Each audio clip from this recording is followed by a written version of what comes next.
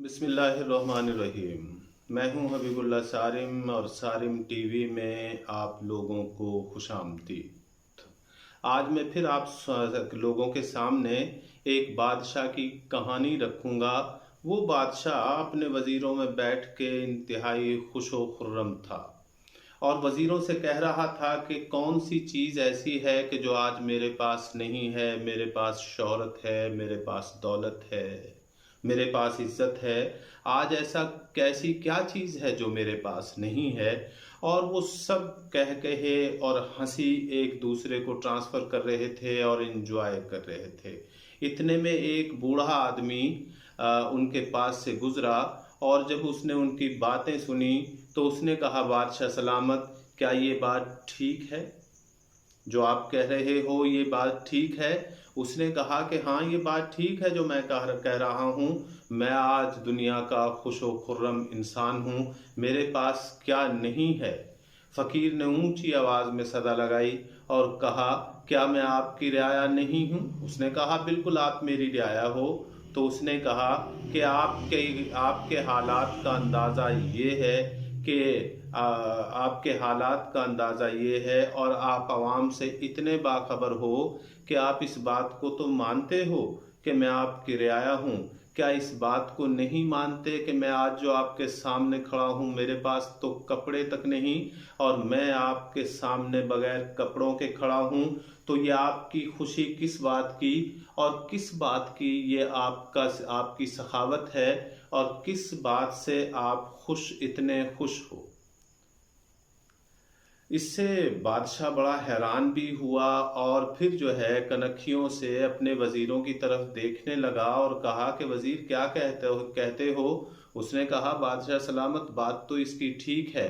तो उसने कहा कि वज़ीर, इसको अच्छा लिबास भी दो और इसको इतना दे दो, जी खोल के दे दो, ताकि हमारी खुशियों में कोई भंग ना पड़ जाए, ताकि हमारी खुशियों में कोई रुकावट ना आ जाए। वज़ीर ने ऐसा ही किया और एक अच्छा सा लिबास और बहुत सारी अशरफियाँ उसको दे दी और वो अपनी बातों में फिर मसरूफ़ हो गए। फ़कीर वहाँ से चला गया। कुछ थोड़े ही दिन गुजरे थे कि फ़कीर ने फिर आके सदा लगाई।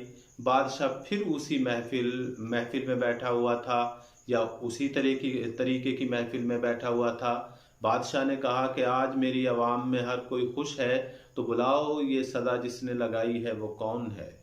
बादशाह ने उसको बुलवाया तो बादशाह हैरान, वज़ीर हैरान और परेशान कि ये तो वही फ़कीर है जिसको चंद दिन पहले इतना दे दिया गया था कि अगर इनकी नस्लें भी खाती तो फिर भी इनके लिए ख़त्म ना होता।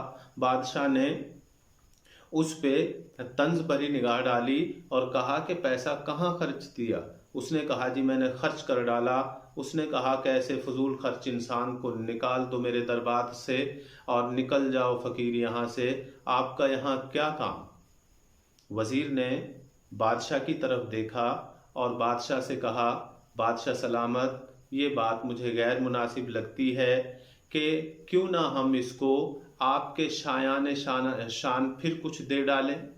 क्यों ना हम आपके शायान शान फिर इसकी झोली अशरफियों से भर दें। बादशाह सलामत, इसको खाली हाथ भेजना आपकी शान के खिलाफ है, मैं इसे मुनासिब नहीं समझता।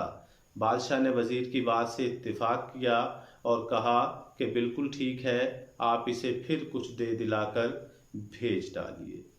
यहाँ फिर शेख सादी एक नतीजा निकालते हैं कि वो नतीजा ये है कि बादशाह को अव्वल बात तो ये है कि अपनी रियाया से बाखबर रहना चाहिए और उसकी हर हालत का ख्याल रखना चाहिए। दूसरी बात, शेख सादी रहमतुल्लाह अलैह कहते हैं कि बादशाह को जब वो किसी की मदद करे तो उसकी हैसियत और वसाइल के मुताबिक उसकी मदद करे।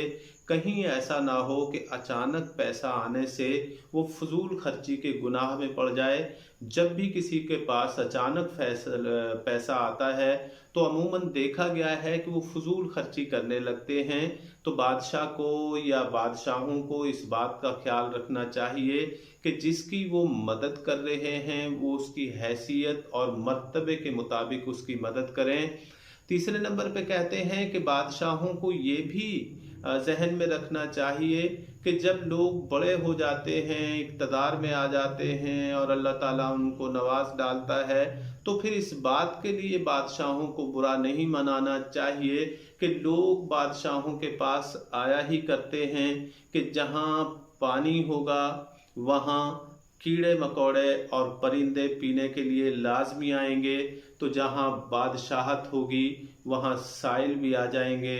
तो बादशाहों को ऐसी बातों का बुरा भी नहीं मनाना चाहिए। तो यहाँ तीसरा पॉइंट शेख सादी डिस्कस करते हैं कि इंसान को जब डिमांड किसी चीज़ की करनी चाहिए तो वो भी कम से कम अपनी हैसियत के हिसाब से डिमांड करनी चाहिए। बादशाह को अगर अपनी शायान शान रवैया इख्तियार करना चाहिए तो इंसान को भी चाहिए कि जब वो किसी चीज़ की ज़रूरत तलब करे या वो किसी चीज़ को मांगे या वो किसी चीज़ के लिए हाथ फैलाए तो अपनी हैसियत और एतबार, हैसियत और औकात अगर कहें तो ठीक होगा कि उसके हिसाब से ही मदद तलब करनी चाहिए, वरना उसको शर्मिंदगी का सामना करना पड़ेगा। वरना ऐसा ना हो जिस दरबार से झोली भर के वो लौटा है उसी दरबार से किसी दिन उसको धक्के लग जाएं। वैसे अमूमन लोग कहते हैं कि ज़बान और दिल का सवाल वो नहीं करना चाहिए, तो सवाल से जितना बचा जाए, मदद से जितना बचा जाए वो बहुत ज़रूरी है। इससे लोग एहसान उठाते हैं और एहसान के बोझ तले इंसान जब दबता है तो फिर कभी नहीं उठता। अस्सलाम वालेकुम।